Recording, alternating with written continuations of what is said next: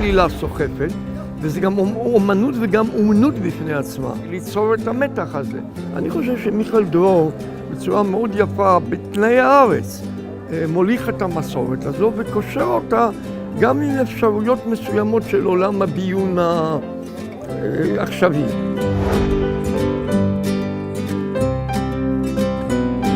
התרשמתי מאוד. התרשמתי שהנה יש לך בעברית ספר מתח.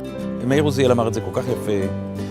אנחנו קרובים יותר לשלנו, לישראל, לארץ ישראל, לעברה של ארץ ישראל. ופתאום זה משולב בספר מתח כביכול מודרני, סוגה מודרני, נהדר לפגוש את זה כך, ונהדר לרדת ולצלול לתוך ההיסטוריה של ישראל בצורה כזאת. ספר של מיכאל דרור, המכה האחרונה, מתאר את עולם הצללים מנקודת מבט אחרת. מפתיעה, מסקרנת, מעניינת, מומלץ מאוד. המכה האחרונה של מיכאל דרור, הספר הזה בהוצאת טוטם, הוא ספר עיגול, מעולה. אני מאוד מאוד אוהב ספרים שבוראים מחדש את העבר, כי את העבר הזה יכול לברוא רק סופר. בעצם בשביל זה יש סופרים.